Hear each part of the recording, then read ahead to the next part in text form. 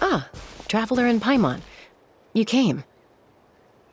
Yep, and it looks like we made it just in time. Although, can't say the same for the Cuckoosaurs. Bit of a low turnout, huh? Yeah, you'll see why soon enough. All right, get ready. 3, 2, 1, fly! Whoa! We're really flying! I feel light as a feather. I'm flying without a Cuckoosaur. These phlogiston wings are awesome! What's going on? Paimon can barely believe her eyes. How did they fly all on their own? The merchants we ran into that day were selling a product called phlogiston wings. It's a flying machine worn on the back. To operate it, you just use a handheld trackball that controls the flow of gaseous phlogiston. That's incredible. Yeah, if Natlan mass adopted this technology, it would revolutionize our mobility and responsiveness in times of crisis. Just think of the countless tragedies that could be averted. I feel like I'm dreaming. Did I really just fly on my own without the help of a Cuckoosaur? You'd better believe it. Plus, you just passed a flying trial. Right, Elder Alba? Elder Alpa? Should this really count as a pass? If we did the trial using phlogiston wings? Why not? The scoring rubric is about flying performance. It doesn't specifically say you have to ride a Cuckoosaur, does it? Yeah, maybe, but... I mean, even Chaska had to ride a Cuckoosaur in her trial, right? And the whole point of the trial is to test both your flying technique and your ability to work with a Saurian companion. Well, if we can fly by ourselves, maybe we don't need to test the ladder anymore. Chaska, Traveler, what are your thoughts on this new invention?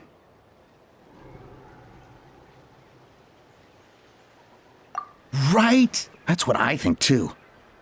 I agree that they have strategic value, but I don't think it makes any sense to evaluate candidates by the current testing standards if they're using phlogiston wings. Why? Shunan finally mustered the courage to go through with this, and now you're saying it doesn't count? We don't have any experience using these wings in battle, nor is it immediately obvious how to incorporate them into the existing systems in our tribe. Taking a longer-term perspective, I think we need to start by getting thoroughly acquainted with how these things work. Then we can develop a new trial format with new assessment criteria, tailored to candidates using the phlogiston wings. You all raise valid points. But Chaska, while your proposal sounds perfectly reasonable, it would probably take years to put it into practice. We lost so many people in that war. These phlogiston wings could be exactly what we need to strengthen our forces and boost morale in this trying time. And as for real-world battle experience, there will be plenty of opportunities to gain that. I have high hopes for you, Junon. Huh? Hey, stop staring into space! Say thank you! Thank you. Thank you, Elder Alpa. You have nothing to thank me for. Remember, the way you got your wings back was by relying on yourself. Oh, Elder Alpa! Bad news! Cuckoosaurs are attacking the merchants again! Again? Okay, everyone, stay put while I... Huh? Chaska?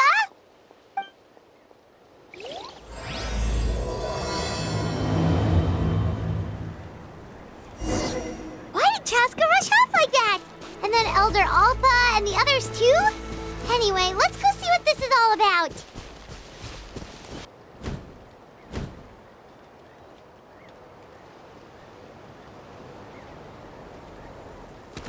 Oh, it's back!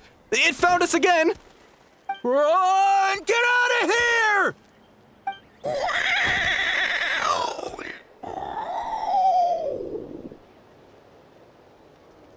Curses! She's really riled up this time! Hey! Stop running! We'll never outrun a creature with wings! Get back here and let's fight!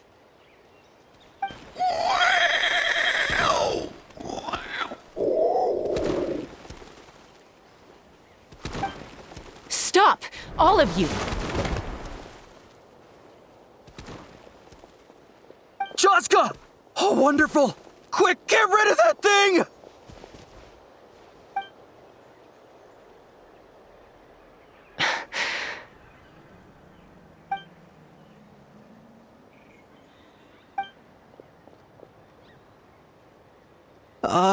What's going on? Why isn't she doing anything? So it really is you. Sister.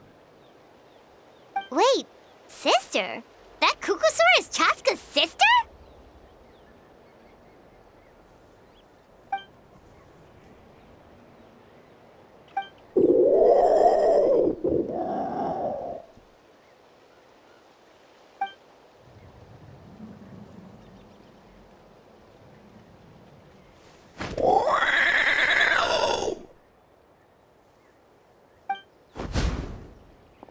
Koya, wait! Is Chaska gonna be okay? Should we go check on her?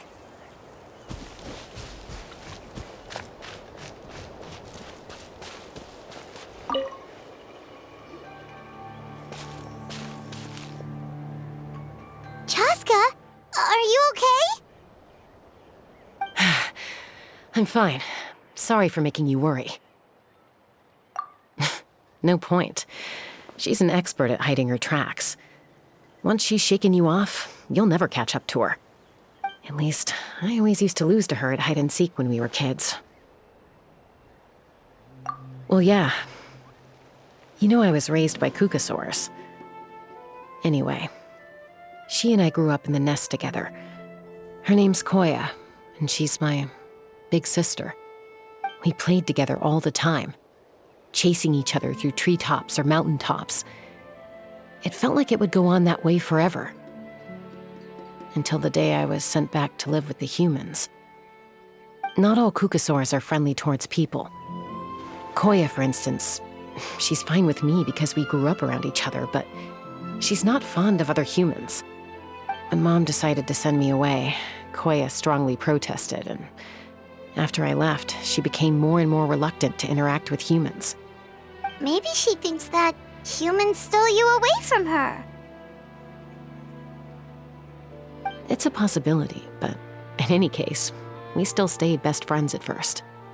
I had a hard time adjusting to life in the tribe, so whenever something went wrong, I'd run off into the wild and vent to Koya.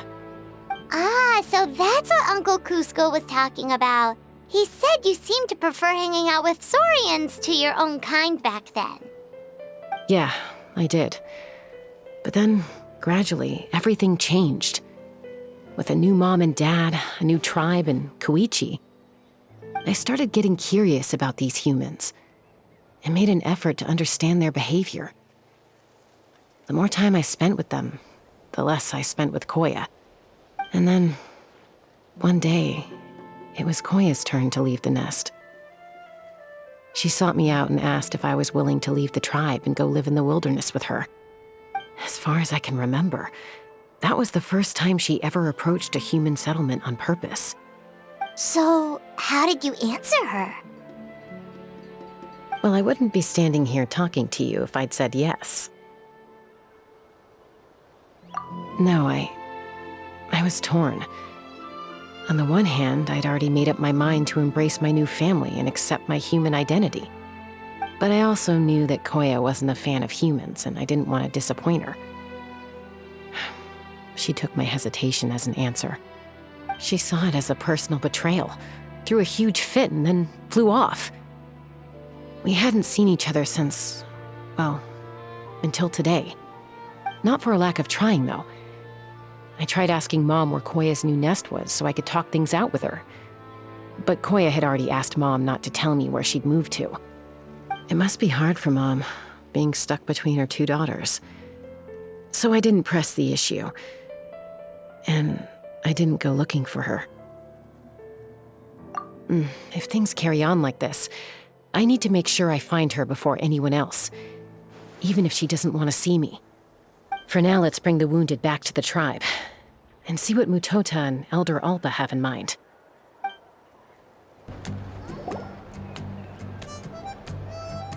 So, I hear there's been another Kukasaur attack. Ha! I knew it! They're wild animals, and they can't be trusted. Hey, show a little respect. The Kukasaurs are our partners.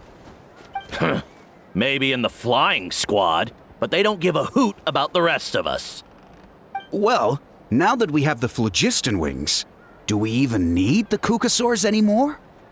Are you kidding? How are we supposed to protect our tribe without them? I didn't mean it like that. Huh? Protect our tribe? Or are you just scared that your precious flying squad will lose its prestigious position? You take that back! Things are changing so quickly. Chaska, there's a conflict emerging there. Aren't you going to nip it in the bud? The whole tribe's talking about this now. Breaking up a single fight won't solve anything. The real source of conflict here is the phlogiston wings, and what happened with Koya. On any other day, people would just brush this attack aside. After all, clashes between wild Kukasaurs and humans are no more common than those between people.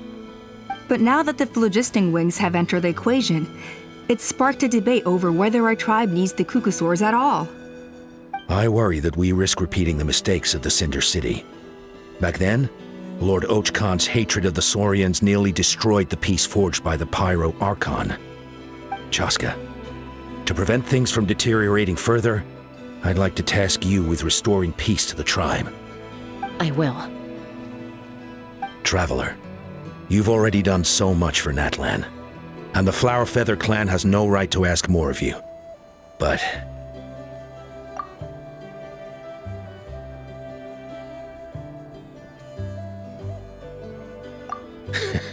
looks like I was making a mountain out of a molehill. And don't forget about Paimon. Just leave this to us. This whole situation has unfolded so quickly that it's put us on a back foot. To tell the truth, it makes me a little suspicious. You think someone might have orchestrated all this? It's possible. Leave it with me. I'll look into it. Also, Chaska, could you try to keep a low profile while you're out there digging around? We don't want to give our hand away. I'll do my best. Okay, so where should we start? This all began with Koya's attacks. If we can find out what led her to do it, that should give us something to work with. Unlikely. Given how she reacted when I showed up, I don't think she's forgiven me. If you want to resolve a conflict through dialogue, sometimes you need a third-party facilitator. Let's go see my mom.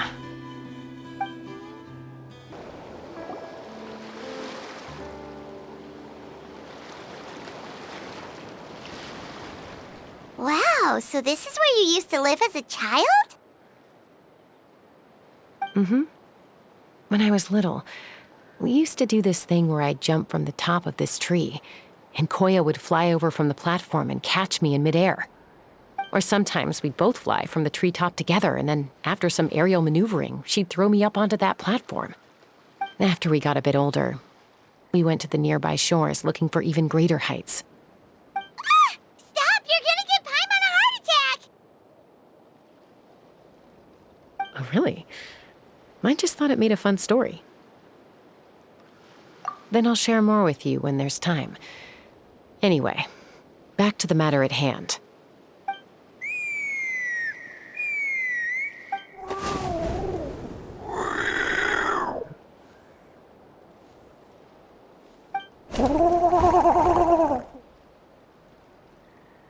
Hey, Mama Bird, I'm back. My last visit was only a week ago, wasn't it? See? I visit you more than I visit Papa Cusco. I brought a couple of friends with me. These are the Traveler and Paimon. Traveler, Paimon, this is my mom. Her name is Chimpu. In the human tongue, anyway.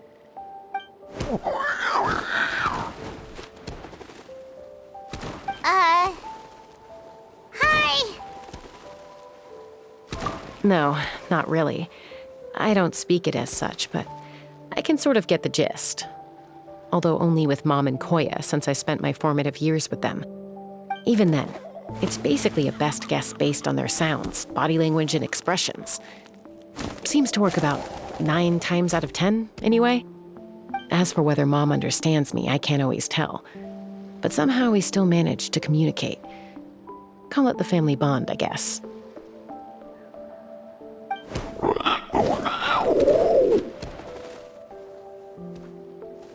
Don't worry. I'm doing well, but I think Koya might be in some trouble.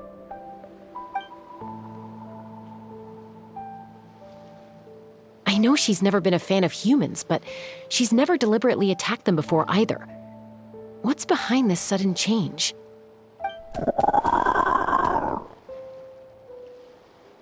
Does, Auntie Chimpu know anything? Doesn't look like it. Koya hasn't visited her in a long time. Then, could you please tell me where she's living nowadays? I really need to talk to her. If this animosity between her and the tribe continues, then the next time there's an incident, I don't know if I'll make it there in time.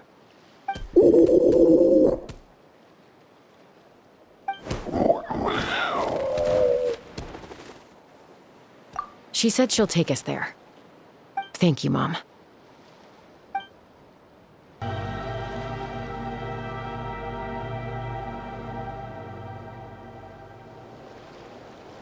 This is a really remote location.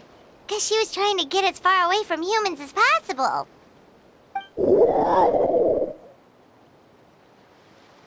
We stay here? Okay. Got it. Traveler, Paimon. Mom says we should stay out of sight for now. She'll talk to Koya first. Koya is very hostile toward humans right now. So if we show up unannounced, it might just make things worse.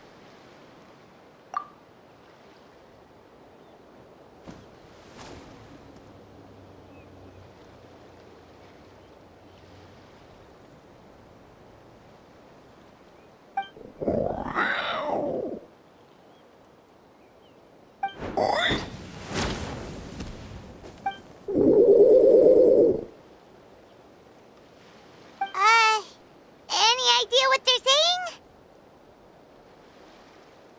saying? Sounds like things are more complicated than I imagined. There's evidence in this area suggesting that Koya might have been the victim of a human attack.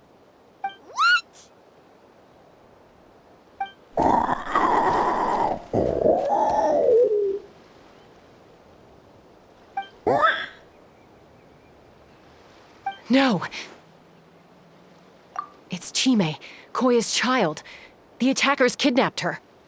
They came over the sea, under the cover of night, and they took Chime. What the heck? Who would do such a thing? I searched day and night, and finally found them.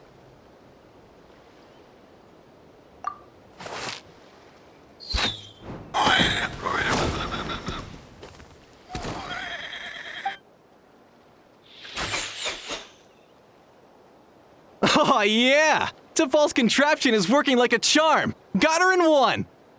Hey, there's another one! Wait, is that the one that got away last time? Who cares? Just get them all! T'Pol pays us per catch!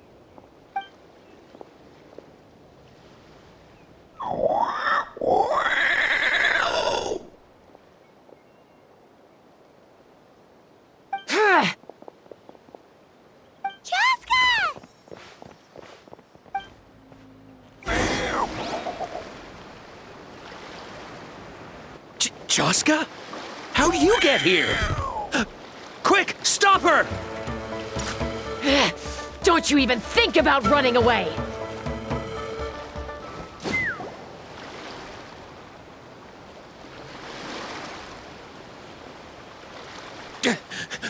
Don't come any closer, or I'll... Go, Phlogiston Wings! Take me out of here! Ah! Uh-oh, looks like it malfunctioned. This is bad. Mom and Koya are already injured. And if that thing explodes right next to them... Help! Elemental energy suppresses it! Please, someone! Get back!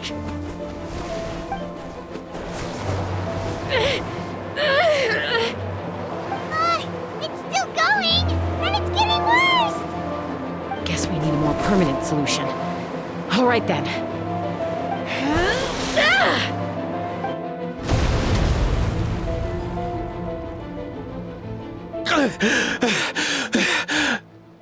That was too close. I thought I was gonna die.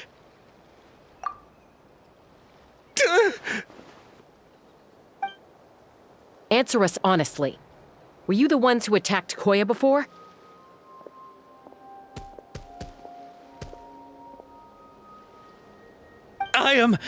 No, it was...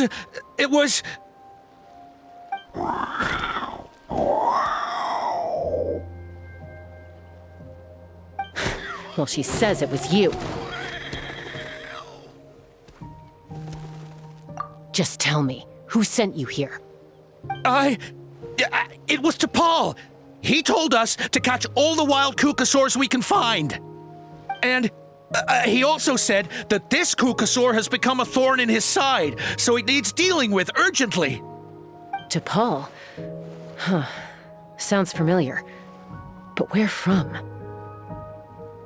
Well, he tends to send his orders in writing. He pretty much never communicates with us in person. When he does, he wears a mask to hide his face. And whenever we trade Kukasaurs for Phlogiston Wings, we deal with his henchmen. So you didn't even make those wings? All we did was slap some labels on them and transport them over here, to make them look like they're imported. To make it harder to trace their origins. I don't know, honest! Well, that's mighty convenient, huh? What about if I held a gun to your head? Would that change your answer? No need. I'm sorry. I'll tell you everything I know. T'Pol doesn't tell us much, but he always stresses that he wants them alive. So that gives us some clues. This is just a best guess, of course, but we suspect that the gaseous phlogiston stored in the trackballs is drawn directly from the Kukasaurs. What?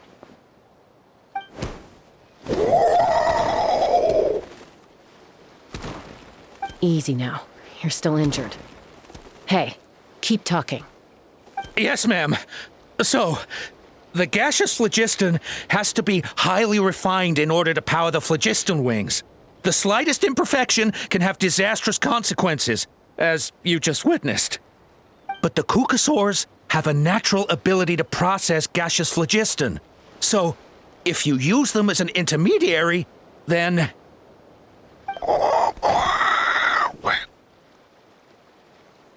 That's enough. So the Kukasaurs you took, where are they now?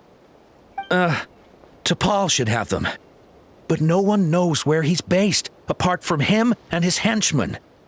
We've tried looking for it ourselves, even followed them a few times. But we always end up losing track of them. Random thought. Maybe they're hiding up in the sky? T'Pol. T'Pol. I'm sure I've heard that name. Maybe it was... Chaska, Traveler!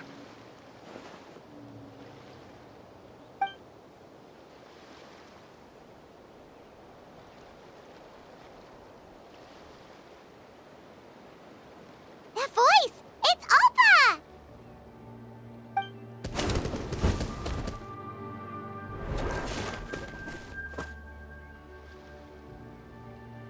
Elder Alba? What brings you all the way out here? Well, I was patrolling nearby when I heard the sound of an explosion. What's going on?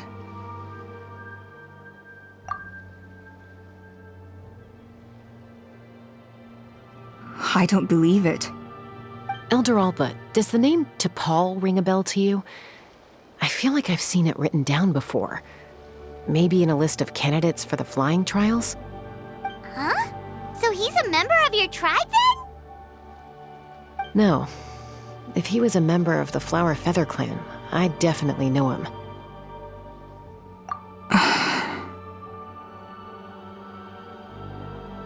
Now that you mention it, I do remember a young man from outside our tribe who came to participate in our flying trials once.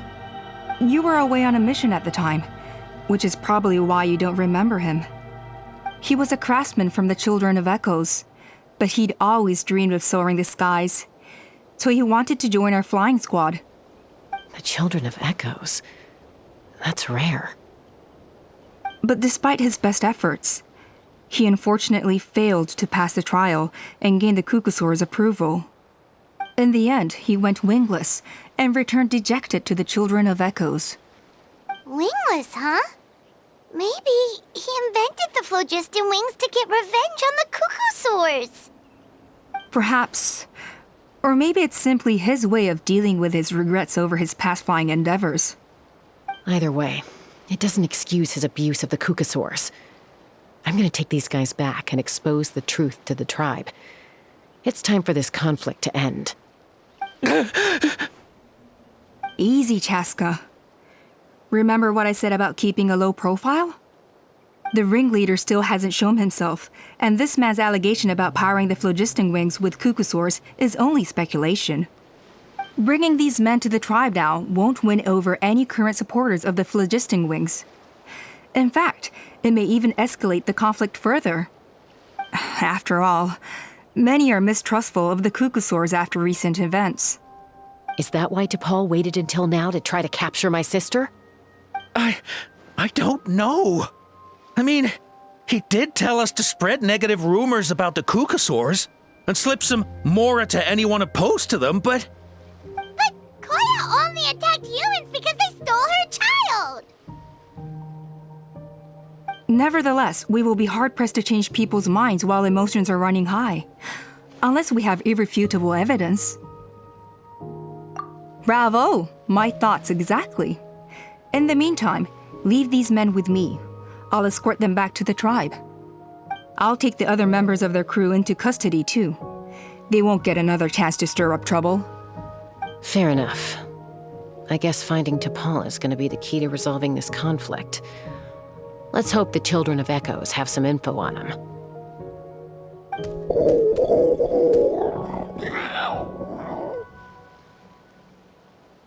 Sorry, whatever it is, it'll have to wait till this is all blown over. I have to fix this situation before it spirals out of control.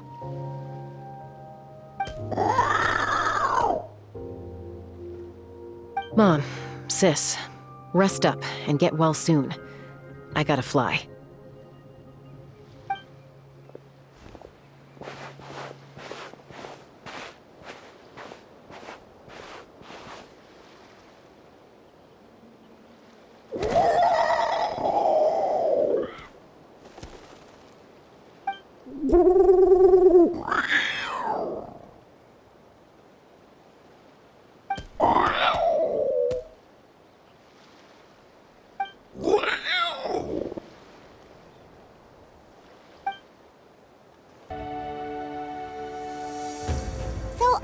Says that T'Pol's from the Children of Echoes. But how do we track him down? Just ask around until we find him? Let's start by talking to someone we know. It'll be faster that way. At this time and place, I'll bet the easiest person to find is... Wakey, wakey, Shilonin! Oh, it's you. Okay, give me a second. I'll come down.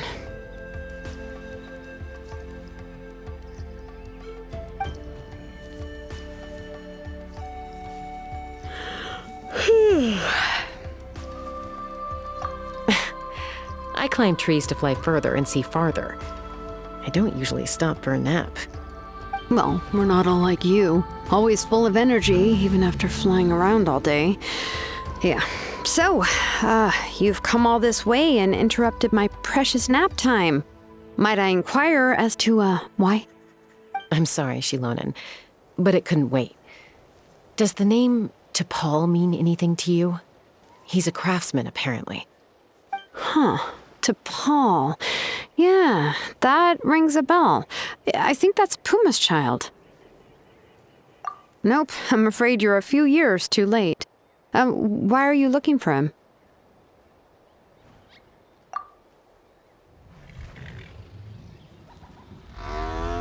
Huh, phlogiston wings. Wow, okay. The kid actually pulled it off. Well, looks like, no more rest for me today. Pulled it off? You mean he's tried making something like this before?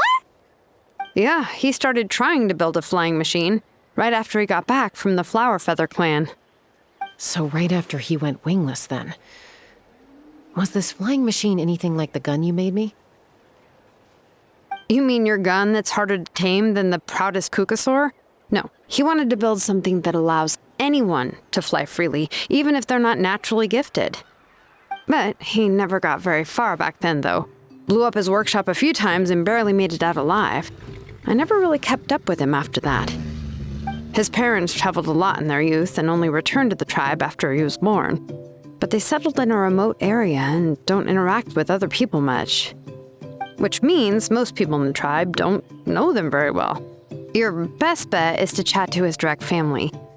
I'll, go get Puma. Wait for me in front of the workshop. I won't be long.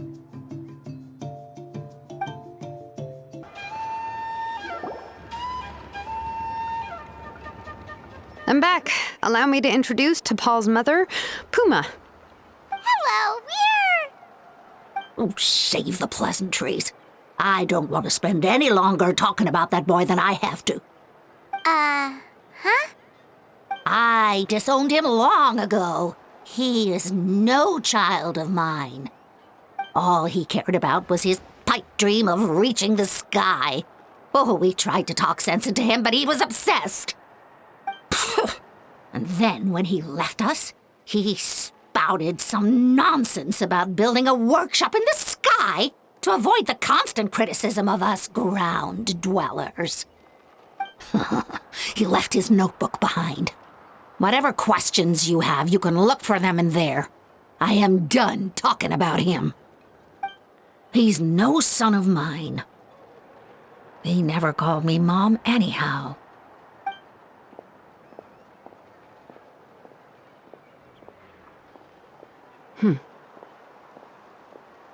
Wow, they've really fallen out. Paimon sure wasn't expecting that.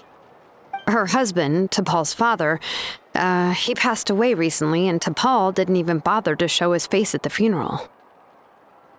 If you ask me, that was probably the final straw for Puma. I'll go keep her company. If there's anything else you need, just come and find me. Thank you.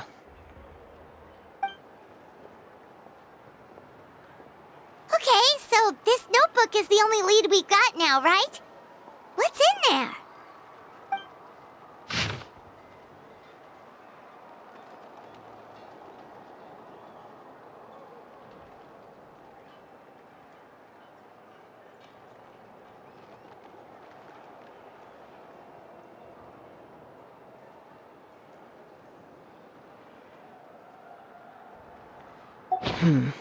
Some early designs for the phlogiston wings, and some theorizing about an airborne workshop. Ochkanatlan, the Cinder City. Looks like that's where he got his technological inspiration from. So, was he serious about the workshop in the sky? But that's such a big project for one person. Do we think he actually pulled it off? Oh, yes. The one from the trial arena that was super high up! That balloon has been there for a while, and everyone's been wondering how it got up there, but what if that's the wrong question? What if it started off even higher up, above the clouds and out of view, and it only descended to its current height due to some kind of malfunction? Part of T'Pol's workshop? Seems likely. If T'Pol's base had been hiding above the clouds this whole time, that would definitely explain why Isidore couldn't find it.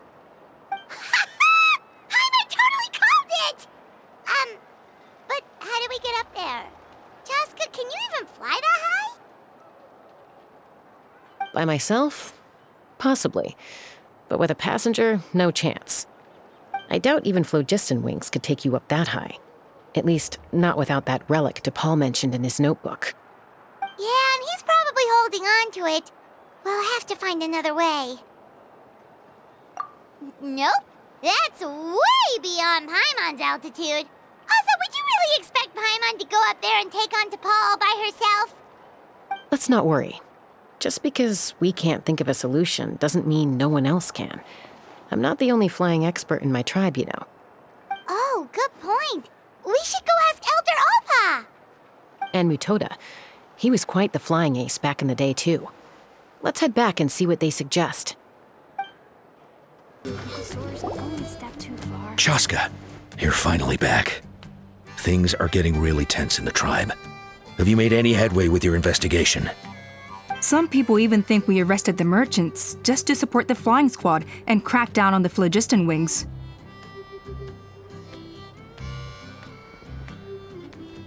We found some promising leads, but there's a major obstacle standing between us and the irrefutable evidence we need. A relic from the Cinder City? So Och Khan's still managing to sow discord, even after all these years. An airborne workshop and a hot air balloon above the trial arena. And that's where you're trying to get to now? Neither phlogiston wings nor a Kukusaur can take you that high up. Do you really think that's where DePaul is hiding? You know what? There might just be a way. Really? Do you still remember those spouts in the arena? When they were all blocked, the gaseous phlogiston was trapped and unable to flow. But now, it's flowing freely. If we were to block them up again... You mean all of them except the one at the very top of the arena? To build up the pressure there? Precisely. With all the gaseous phlogiston flowing through one spout, it would create a high-pressure wind current. And then we just ride it up into the sky! Yes, it has its risks, but with Chaska's abilities, I think she could manage it. It's an extremely risky approach, but I agree that it's feasible. If you want to give it a try, check with Inkanak at the trial grounds. She can explain how to block the spouts. Chaska, if anyone has a hope of seizing this evidence from the high heavens, it is you.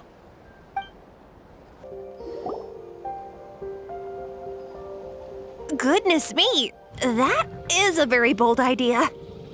Maybe so, but we have to act fast. What's the quickest way for us to block off the spouts? From a technical perspective, I'd have to advise taking some measurements and carefully planning this out first. But I'm guessing that's not what you want to hear. Then we'll have to take the rough and ready approach. See the solid phlogiston over there? Our prior inspections revealed that some kind of stable structure has formed inside, making it highly damage resistant. It's not without its weak points, but unless they're all struck at the same time, the structural integrity won't be threatened. So, what happens if we do strike them all at once? It'll collapse. Okay, I see where you're going with this. Yeah, you got it. As long as you hit all the weak spots at once from the right angle, the solid phlogiston will fall right on top of the spout and block it up. You're right about rough and ready. Sounds like my kind of plan.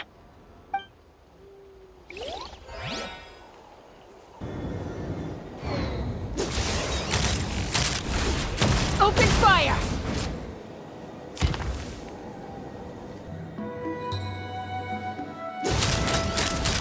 Bullseye! Locked on! Ha! Bullseye!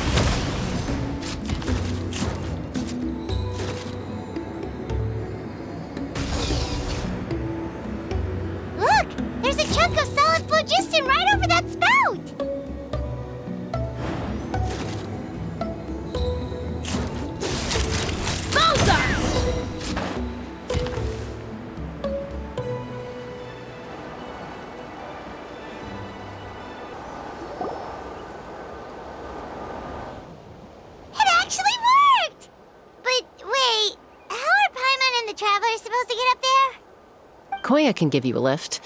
She's actually been following us this whole time.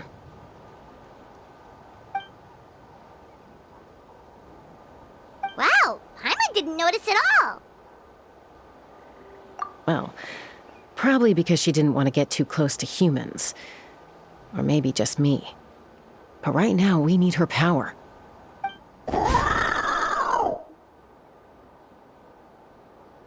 Whoa, you didn't even have to summon her.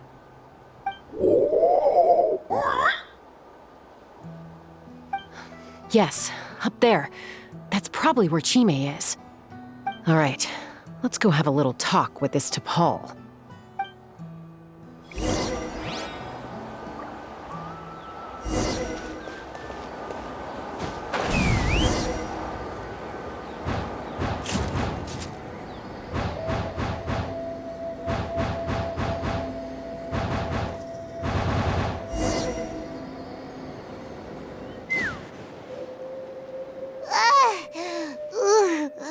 Paimon's never flown that fast before.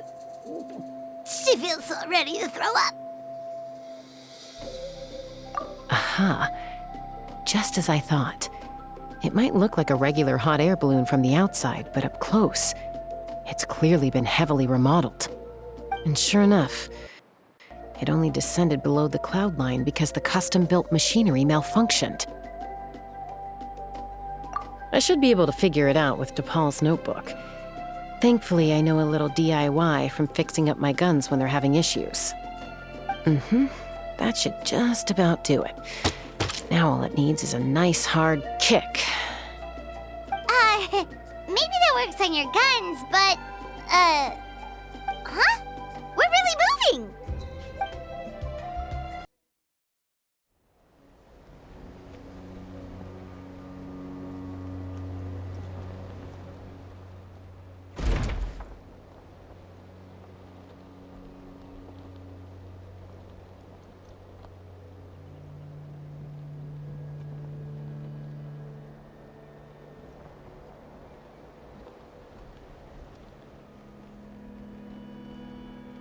Makes you wonder why T'Pol even bothers with phlogiston wings when he has tech like this. Well, according to the notebook, the platform beneath us runs on components from the Cinder City. Those can't be mass-produced. Also, I have some doubts about its mobility after seeing how it moved just now. For someone like T'Pol who dreams of flying freely, this definitely doesn't cut it.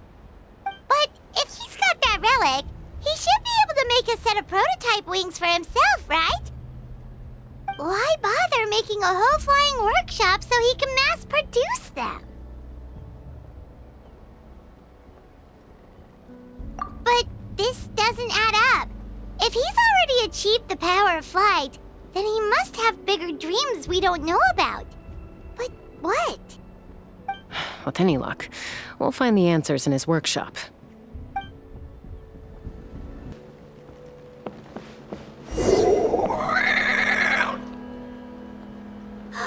Cuckoosaurs! Seems like the merchants were right. T'Pol's using them for his own ends. I'll bet that mechanism on top of the cage opens the door. Let me give it a try.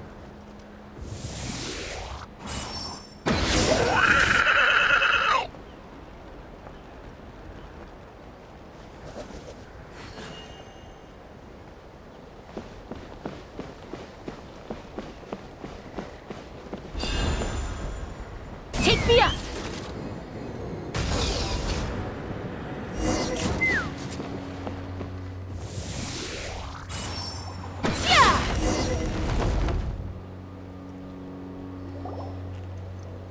Why won't it fly away like the others? Is it... She's still breathing, but barely. By the looks of it, T'Pol was using these cages to extract phlogiston from the Cuckosaurs. Once a Cuckosaur is drained of phlogiston, it becomes too weak to move. We'll have to come back for these ones after dealing with T'Pol.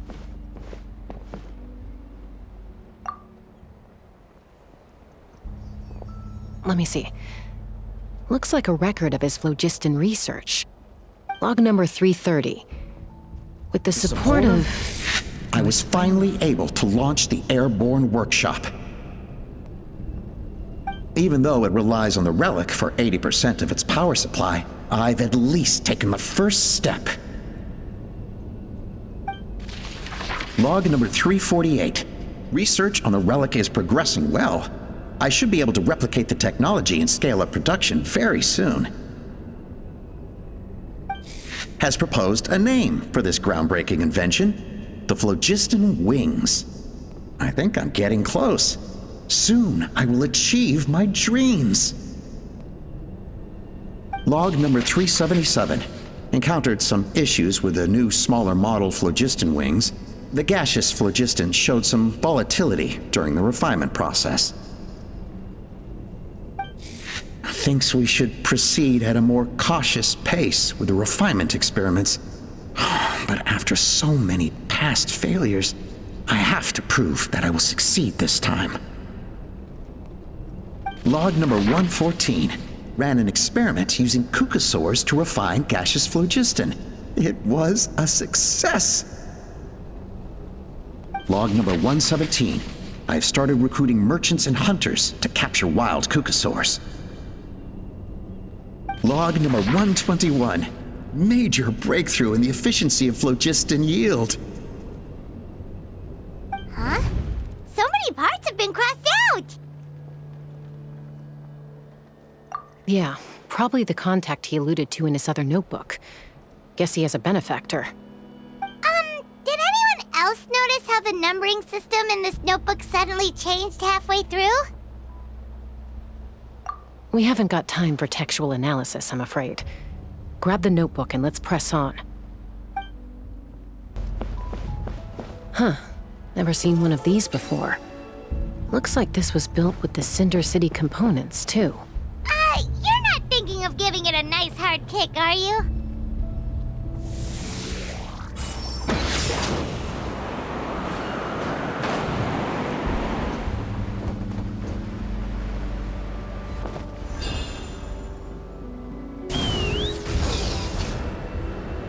Whoa! What's that mechanism doing? It's asking for a nice hard kick where it hurts. Aim for the weak spot.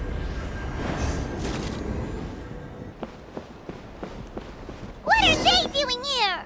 It's T'Pol's henchmen. He must have brought them here using the relic and his prototype wings. Watch out! Hey, look here! More of T'Pol's notes!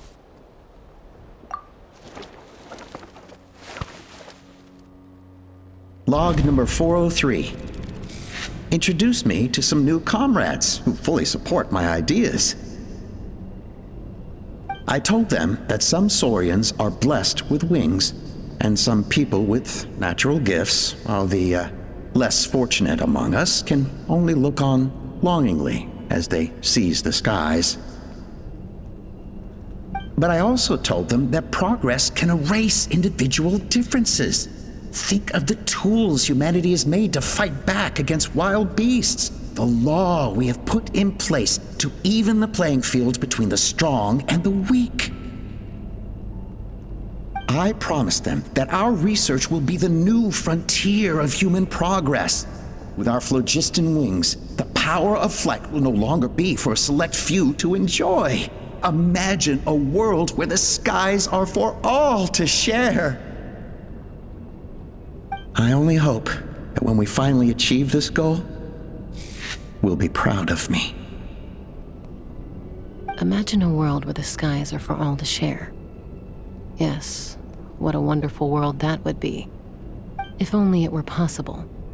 We could respond faster, and so many tragedies could be prevented. But T'Pol, what about the Saurians you're draining dry of phlogiston? You're not sharing the sky, you're stealing it! Bad move. I won't let you get away with it.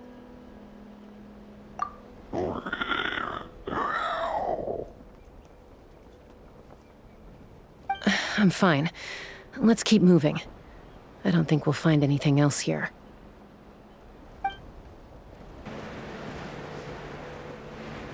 I can't believe he captured so many cucosaurs.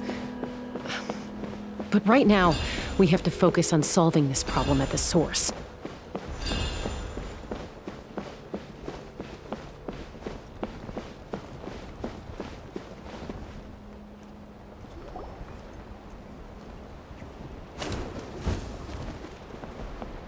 Looks like we've reached the center of the workshop.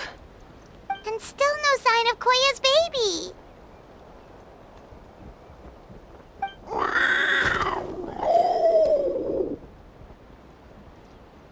Let's search this area for now. If we still can't find Chime, we'll double back.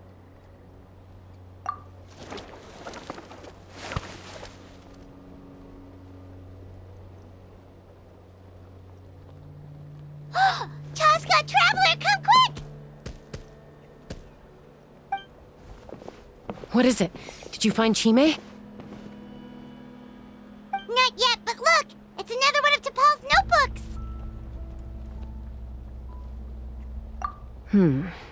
All right.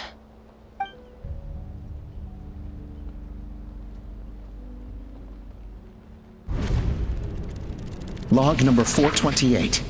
We decided to restart the experiments on phlogiston refinement, but without telling. This is the final obstacle to the success of the Phlogiston Wings project. We cannot fall at the last hurdle.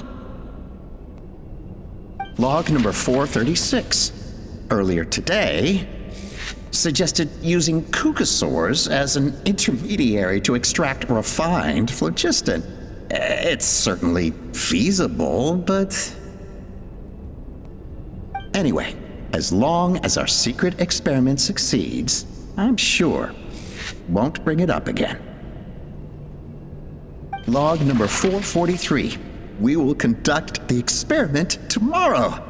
But birthday is coming up, so hopefully we'll have a birthday surprise for her. Log number 444.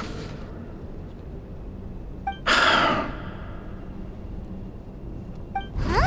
Why is this log empty? I guess whoever wrote down the log number was prevented from recording the results.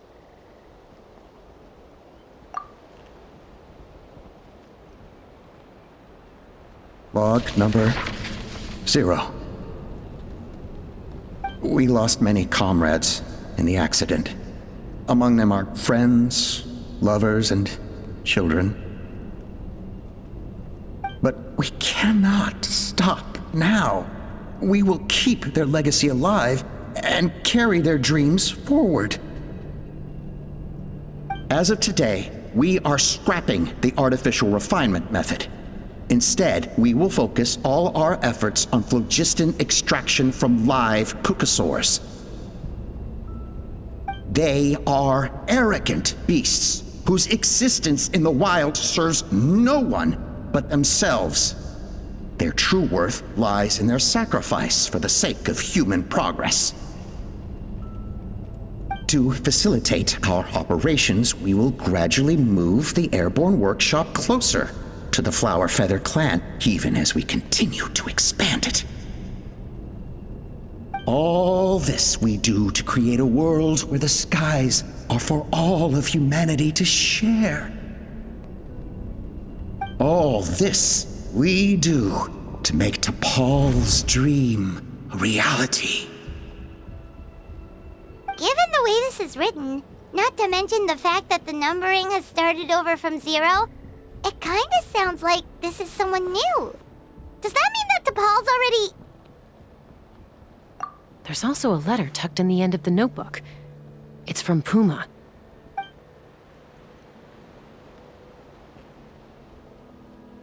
T'Pol, I don't know where you are right now, so I don't know how to reach you. My best bet is to send this letter to the Flower Feather clan. Your father is gravely ill. Oh, I know we've had our differences in the past, but he is still your father. Won't you come and visit him? Please.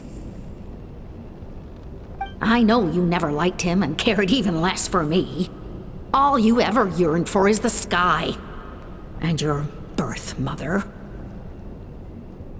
But we'll still be waiting here for you if you do come back. This may be the last chance you'll get to see your father.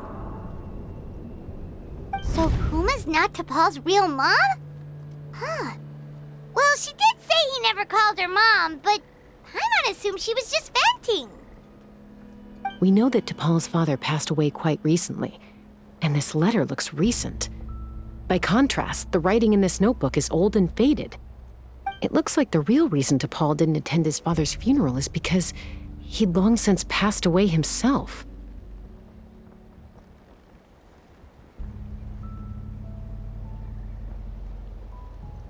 If we ask ourselves why this letter was sent to the Flower Feather clan, why T'Pol always yearned for the sky, and how he got his hands on a relic from the Cinder City, it all points to one answer. That's right. T'Pol was my child. He was born during my days as a wingless wanderer. His birth gave me new hope. I wanted to become the kind of mother who spent her days as a valiant rider, soaring the skies. Not an aimless, wingless nobody. But his father wanted to settle down, to give his child a safe, sheltered life in his tribe.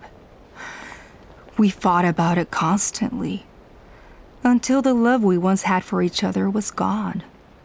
He started a new family, with another traveler who was also looking to return home.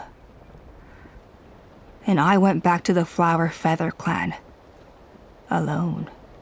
Oppa? I had no idea that despite being raised among the children of echoes, my child still harbored dreams of the skies. Can you imagine, Chaska? The joy and surprise I felt when he showed up at my door, asking to join the flying trials. Or how proud I was when he said he wanted to prove his own worth, rather than relying on my position as elder. And then the anguish that overcame me when he was rejected by the Cucusaurs and became wingless, just as I had after my injury. You've got a lot of nerve showing your face here. Don't take this the wrong way, Chaska. I'm not here for a fight. I just want to talk. Isn't that your preferred way to resolve things? I trust you've learned of T'Pol's wish on your way here. A world where the skies are for all of humanity to share. If only his dream can be realized, no one will ever have to lose their wings again. Our aerial prowess will be greater than ever before. War will never again come at such a great cost. The loss of Koichi is a tragedy that need never be repeated. So tell me, Chaska, do you really wish to see the phlogiston wings forever grounded and gathering dust? Nothing you've said excuses all the conflict you've caused. You mean the argument back at the tribe? It was a necessary measure. Sometimes this is the only way to accelerate the pace of progress.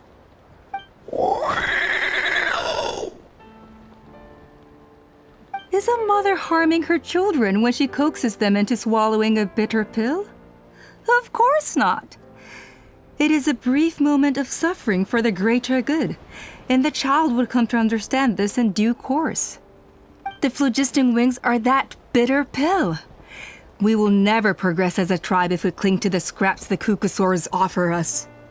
Once the people have embraced the phlogiston wings, they will never look back, even if they learn how the refined phlogiston is sourced. They will convince themselves that the sacrifice of a few Cucusaurs is a small price to pay for our dominion over the skies. But this I had not anticipated. I barely had the chance to introduce the phlogiston wings to the tribe before you found this place. Your plan was hardly foolproof. Yet, it can still be salvaged. Chaska, traveler, you are the hope of humanity. I'm sure you have your doubts about my methods, but know that my love for humanity and for Natlan is genuine. You know me, Chaska. And you know that I've always treated everyone in the Flower Feather clan as my own children, as fellow humans. Surely you can understand my perspective. Alpa, Natlan doesn't belong to humans alone. And truthfully, neither do I.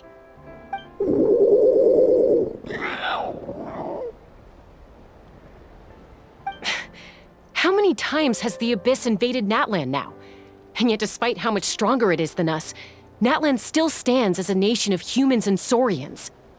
Peace imposed by force will crumble in a matter of days, because social bonds are what hold a civilization together. Weren't you the one that taught me that? And yet you would break the bond we share with our Saurian companions to take more power for ourselves? That's as stupid as hacking your own arm off to use it as a club. They are wild beasts, driven purely by instinct. How could they possibly understand human social bonds? How did someone like her ever become a writer?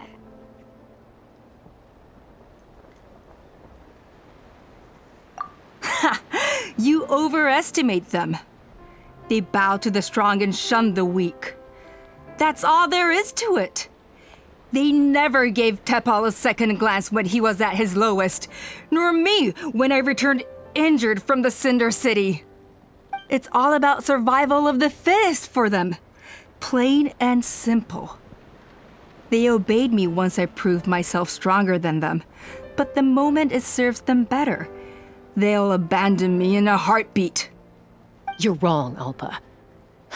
They only reject the wingless because they don't want to fly anyone to their death. Chaska, I will promise you this. Only the unruliest wild cucosaurs will be used for phlogiston extraction. The ones who have nothing else to offer to humanity. Well, that's too bad, because I know a few unruly wild cucosaurs who don't think that idea is gonna fly. Namely my mom, my sister, and me. And the others? To us, they're friends, family, even children. So if you want to put any of them in one of your cages, you're gonna have to go through us. Is that right? I knew you might be difficult to convince. Maybe this will change your mind.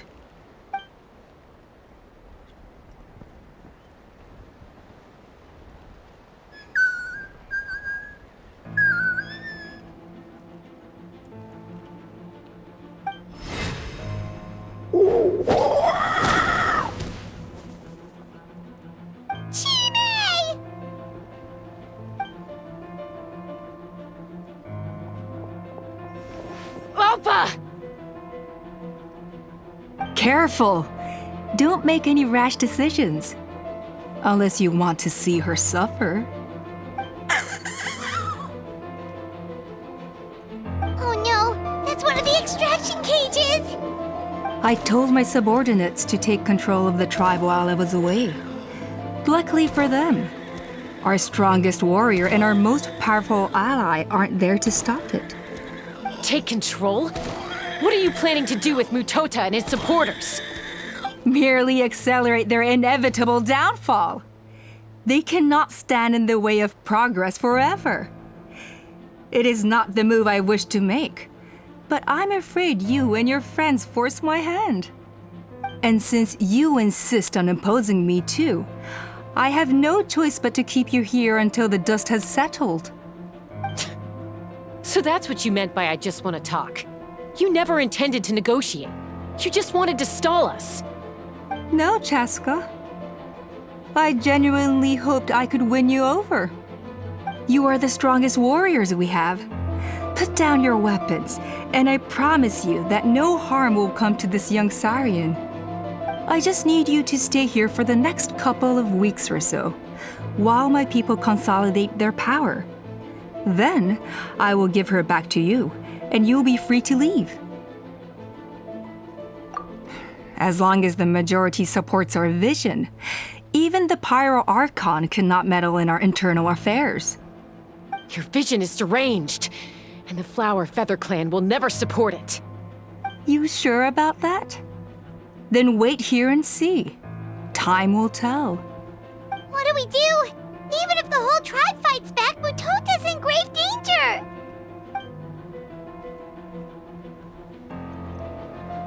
Stop delaying the inevitable! Drop your weapons and get into the cages, now! She's still holding Chime hostage. Is there really no other way?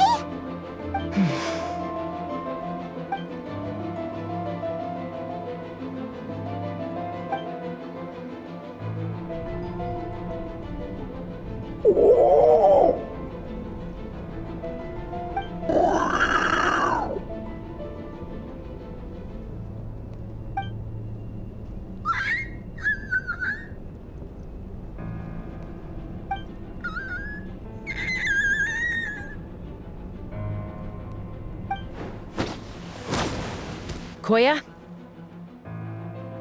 Huh? What are you yapping about? Stand down. Drop your weapons, now! This instant! Ah! Ah! No! The relic!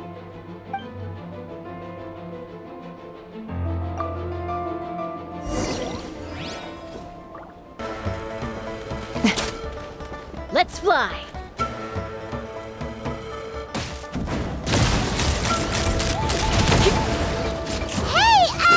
Something's up with this relic! Smashed or scorched, which will it be?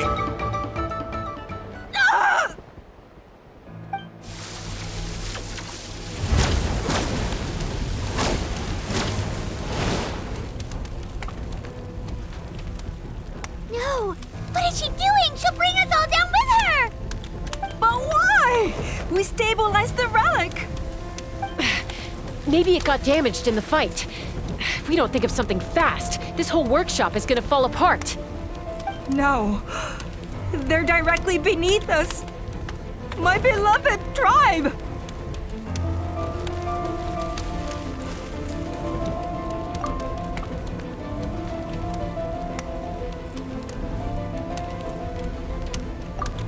Okay,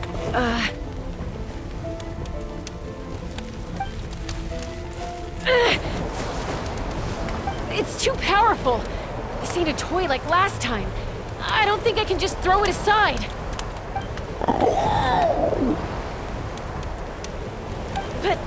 But we need to get it far away before it explodes. Then the tribe will be safe, and so will this workshop.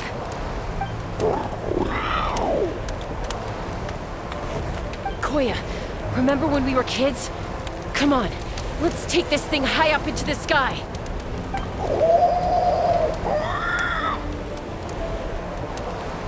Don't worry, I know I can get rid of it before it explodes. We're talking some surface wounds at most. All I need is for you to catch me at the end, just like old times.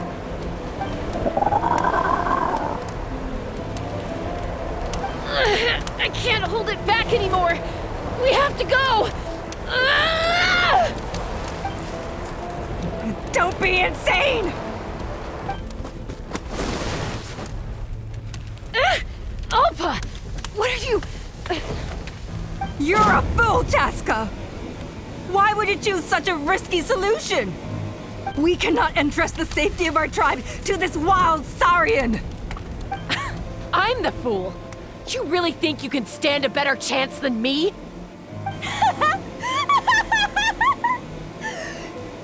Sure, it may be asking too much for an ex-wingless to escape the blast radius in time.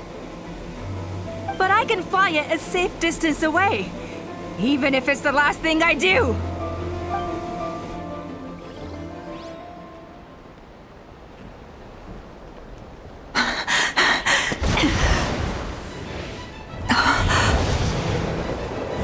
Here. This should be high enough to save the clan.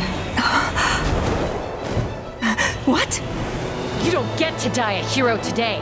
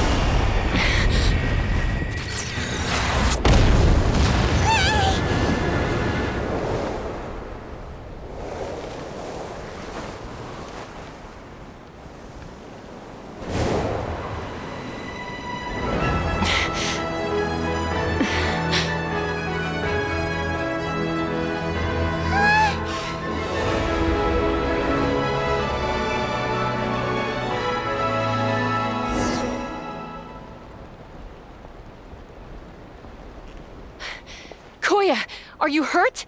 Let me take a look at you.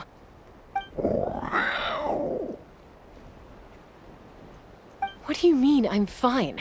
Didn't I tell you to catch me on your back? Why did you try to shield me from the blast?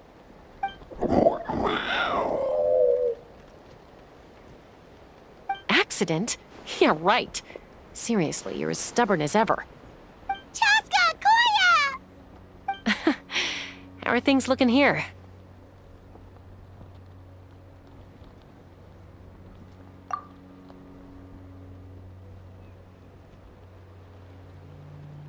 I think that's putting it mildly. I owe you one. Again.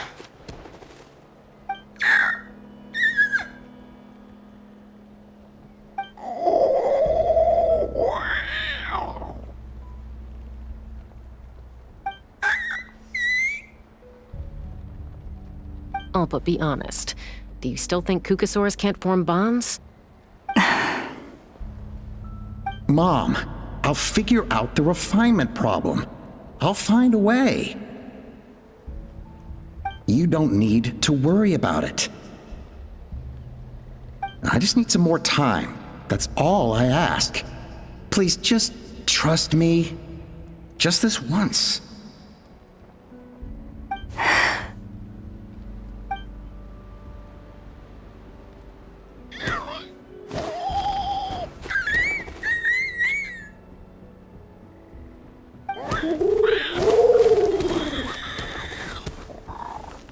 The Flower Feather Clan yield to the strong.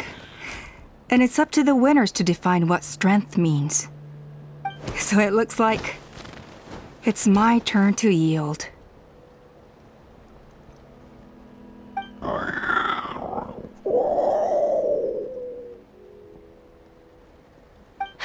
Koya! Koya!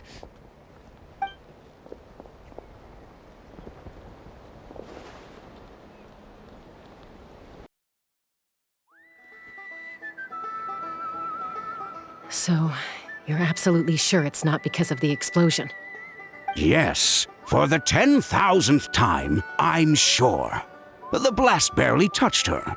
The reason she fainted was old injuries playing up, compounded by overexertion in recent days. The moment she finally relaxed, all the built-up stress finally caught up with her. And no wonder. Honestly, she's just like you. Anyway, now you know how we feel when you go off risking life and limb. Your mother and I would both appreciate it if you lived less dangerously.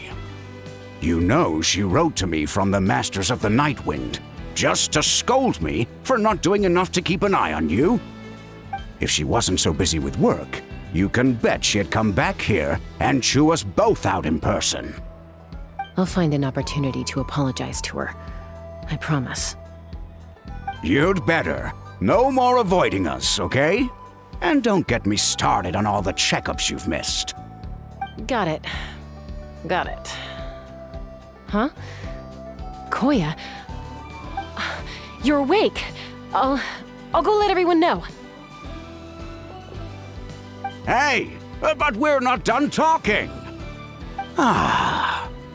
What are we gonna do with her, Even after everything that's happened, she still hasn't figured out how to start the conversation with you. She keeps saying, I don't think Koya has forgiven me yet. But if you ask me, she's the one who's scared to open up and have an honest conversation. For all her confidence, she's a very sensitive soul underneath. You'd think as a peacemaker, she of all people would know how to reconcile with her family after a falling out. She must have been a handful growing up. Thank you for being there for her. And of course, thank you for keeping her safe when you were up there in the sky. Koya, Uncle Cusco, we're here!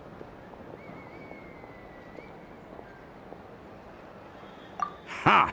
I was just telling her that she's not to go chasing danger with Chaska ever again. Cusco, I understand how you must feel. But it's all thanks to Koya and Chaska's efforts that the airborne workshop didn't come crashing down on our heads. Oh, Paimon almost forgot to ask. They didn't hurt you while we were gone, did they? Thankfully, when her co-conspirators tried to arrest me, I was out coaching Koya and Junan. The two of them were a huge help. They took care of things while I went around rallying the resistance. So, in the end, Alpa's would-be revolt didn't really get off the ground. And as it turns out, not all of the wingless want to see our dear Saurian friends replaced with phlogiston-powered gizmos. I'm so sorry you got mixed up in this, by the way. We should have caught on to Alpa's scheme sooner. We could have saved so many Kukasaurs from getting hurt. Most of the airborne workshop has now been dismantled. We've just left one small, harmless part intact, and repurposed it as a jail for Alpa and her cronies. Let's see how they like being locked up in a sky prison. So, it looks like there's just one last conflict left to resolve. Peacemaker, you're up. I said I had to wait until things had blown over, didn't I? And now they have. But I still have no idea what to say. Koya, I just want to say, I'm sorry for how things went down back then.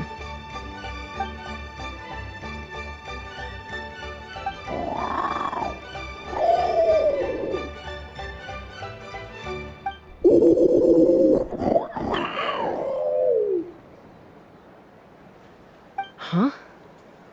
Does this mean you're not mad at me anymore? There's that family likeness coming through again. But that day, when we ran into each other.